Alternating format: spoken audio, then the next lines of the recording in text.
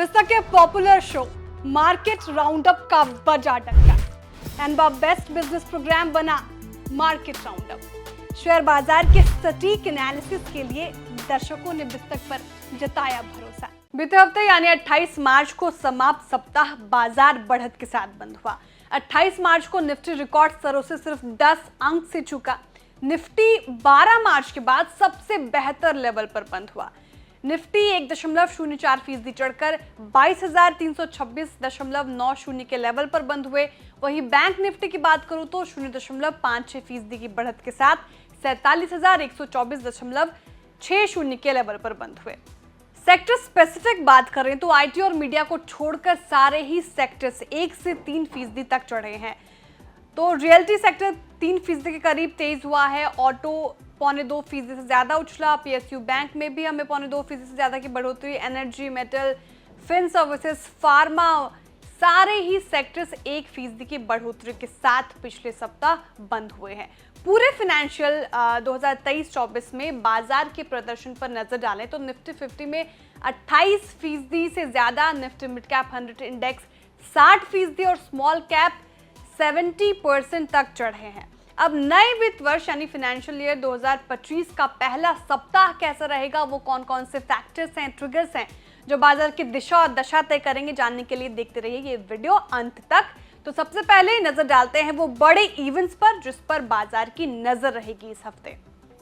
तो 1 अप्रैल को यूएस में मार्च आईएसएम मैन्युफैक्चरिंग पीएमआई आंकड़े आएंगे, इस पर बाजार की नजर बनी रहेगी। 2 अप्रैल को भारत में मार्च एचएसबीसी मैन्युफैक्चरिंग पीएमआई आंकड़े पेश होंगे जिस पे बाजार की भी चाल डिपेंड करेगी। 2 अप्रैल को यूएस में फरवरी फैक्ट्री ऑर्डर्स के आंकड़े भी आएंगे। 3 अप्रैल में भारत में आरबीआई एमपीसी की पॉलिसी बैठक शुरू होगी। ये बहुत ही अहम दिन है और इस पर बाजार की नजर रहेगी। 3 अप्रैल को यूरोजोन में मार्च सीपीआई महंगाई के आंकड़े भी पेश होंगे। इसके अलावा 3 अप्रैल को ही यूएस में मार्च आईएसएम सर्विसेज पीएमआई आंकड़े भी आएंगे जिस पर बाजार की चाल निर्भर करेगी। 4 अप्रैल की बात करें तो 4 अप्रैल में हांगकांग और चाइना के बाजार बंद रहेंगे। इसके अलावा भारत में मार्च एचएसबीसी सर्विसेज पीएमआई आंकड़े आएंगे।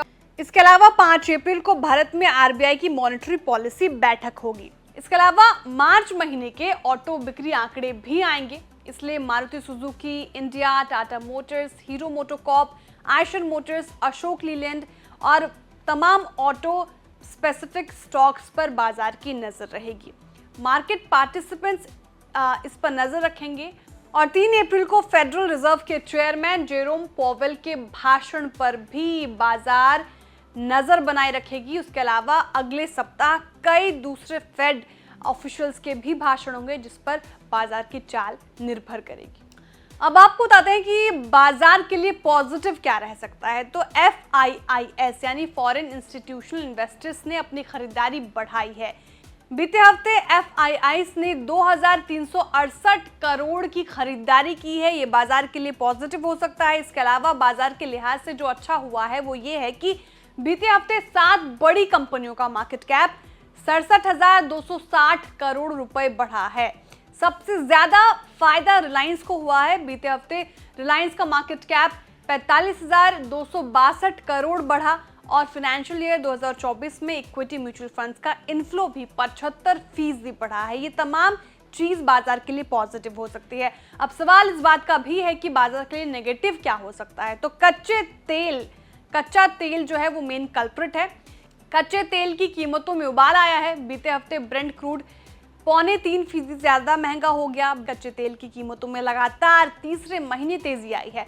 मार्च महीने में 6.3% और मार्च 2024 तिमाही में 13% की बढ़ोतरी हुई है। इस उछाल का कारण अगर बताऊं मैं तो ओपेक प्लस आउटपुट में कटौती और कम ब्याज दरों की बाजार की उम्मीद को बताया जाएगा।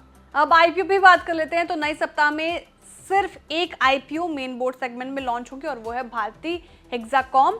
और एसएमई सेगमेंट में कोई नया आईपीओ लॉन्च नहीं होगा। भारतीय हेक्साकॉम आईपीओ 3 अप्रैल को खुलेगा। वहीं पहले से खुले आईपीओ में एसएमई सेगमेंट में 7 कंपनियां Radiowala network, TS Infosec, Yash optics and lens, Jai Kailash नमकीन, K2 इंफ्राजेन जैसे आईपीओ अगले सप्ताह क्लोज होंगे। लिस्टिंग की बात करें तो मेन बोर्ड सेगमेंट में एसआरएम कॉन्ट्रैक्टर्स अगले सप्ताह 3 अप्रैल को बीएसई और एनएसई पर लिस्ट होगी। अब निफ्टी और बैंक निफ्टी के अहम लेवल भी जान लेते हैं। तो निफ्टी के सपोर्ट लेवल 22,180 से लेकर 22,220 260 के बीच रह सकते हैं। निफ्टी के रेजिस्टेंस लेवल की बात करें तो 22,690 से लेकर 22,525 के बीच रह सकता है। बैंक निफ्टी के सपोर्ट लेवल पे आते हैं तो 46,900 से लेकर 47,000 तक, और बैंक निफ्टी के रेजिस्टेंस लेवल 47,700 से लेकर 47,500 के बीच रह सकता है। तो कुल मिलाकर फाइनेंशियल ईयर 2025 का पहला सप्ताह पॉजिटिव रहने की उम्मीद है। फाइनेंशियल ईयर 2024 की शुरुआती ऑटो बिक्री के आंकड़े के साथ होगी और चुनाव रिजल्ट सीजन से पहले खरीदारी की भी उम्मीद जताई जा रही है। ये जानकारी हमने आपके लिए पेश की है। भारतीय बाजार में कोई भी निवेश से पहले अपने फाइनेंशियल एडवाइजर की सलाह लेना ना भूलें, और ये तमाम फैक्टर्स हमने आपको गिनवाए जो बाजार की दिशा और दशा आने वाले सप्ताह में तय करेगी। और ये जानकारी आपको कैसे लगी कमेंट में जरूर बताएं। वीडियो को लाइक और शेयर करना ना भूलें। साथ ही जो हमारे नए व्यूअर्स हैं वो भी चैनल को सब्सक्राइब करना ना भूलें।